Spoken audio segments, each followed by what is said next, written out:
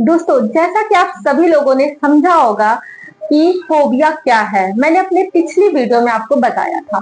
तो अगर आप फोबिया से बाहर आना चाहते हैं तो आप सिस्टमेटिक डिसेंसिटाइजेशन टेक्निक के थ्रू फोबिया से बाहर आ सकते हैं।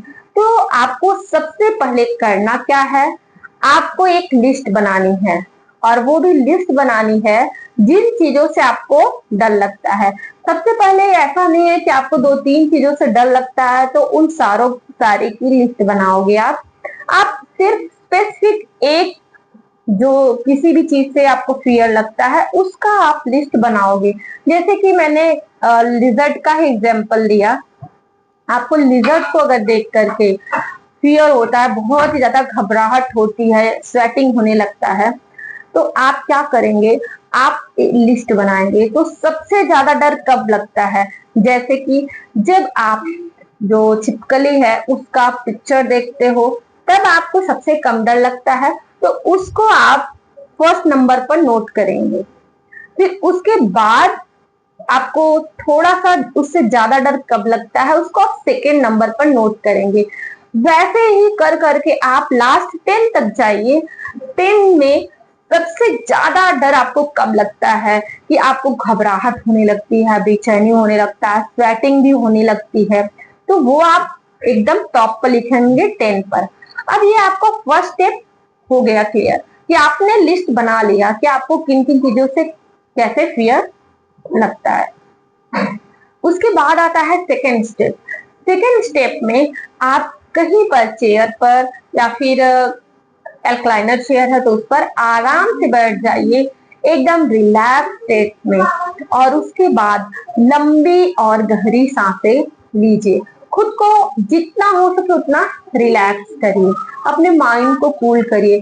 अगर हो सके तो आप कोई स्मूदी इंस्ट्रूमेंट का जो सुन सकते हो, सॉन्ग सुन सकते हो, जो भी आपका फेवरेट सॉन्ग है आप उसको भी सुन सकते हो, या फिर कोई इंस्ट्रूमेंटल सॉन्ग भी सुन सकते हो, जिससे कि आप पूरी तरीके से आपका माइंड, आपकी बॉडी एकदम रिलैक्स हो जाए।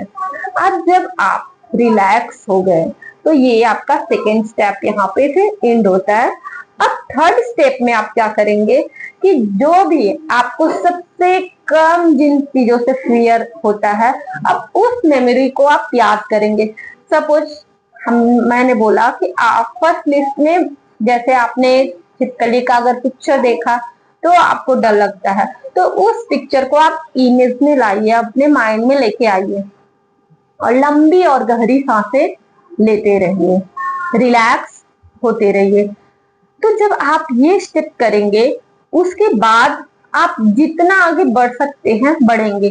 फिर क्या होता है कि अगर आप कहीं पर आपको बहुत ज्यादा ऐसे लग रहा है कि नहीं नहीं अब मैं अपना मेंटल एक्सपोजर नहीं कर पा रही हूँ, तो वहां पर जो एक्सपोजर है उसको स्टॉप करके खुद को रिलैक्स करिए, और फिर उस जो प्रोसीजर उससे बाहर आइए, और फिर उसके बाद आप एक्सपोजर भी करिए, फिर पिक्चर भी देखिए, फिर देखिए आपको कैसा फील होता है। मीन्स यही स्टेप आपको डे बाय डे करते रहना है और आगे बढ़ते रहना है। सबसे पहले मेंटल एक्सपोजर, फिर उसके बाद जो है एक्सपोजर आपको करना है, रियल एक्सपोजर करना है, क्योंकि हम मेंटल एक्सपोजर करेंगे और जब रियल एक्सपोजर करेंगे तभी जाके हमारा जो है हम उस चीज को फेस कर पाएंगे। तो दोस्तों, ऐसे क्या होता है कि जब आप रिलैक्स स्टेट में होते हो और फिर किसी भी चीज को रिमेम्बराइज करते हो, उसको याद करते हो, तो उसकी जो है वो कंडीशनिंग होती है। मीन्स एक चीज दूसरे चीज से जुड़ जाती है। जैसे बहुत सारे लोगों को चाय के साथ पेपर पढ़ने की हैबिट होती है, तो यहाँ पर क्या हो गया, तो कंडीशनिंग हो गई कि अगर चाय आया तो पेपर की याद तुरंत आएगी, और या तो पेपर आया तो चाय की याद तुरंत आएगी। ऐसा होता है। ऐसे बहुत सारी चीजें हैं जो कि हमारी कंडीशनिंग हो जाती है। जैसे कि टाइम, आप अगर सुबह 7 बजे चाय पीते हो तो 7 बजते ही आपके माइंड से अलार्म आएगा तुरंत कि अब तो मेरे चाय का टाइम हो गया है, मुझे चाय चाहिए।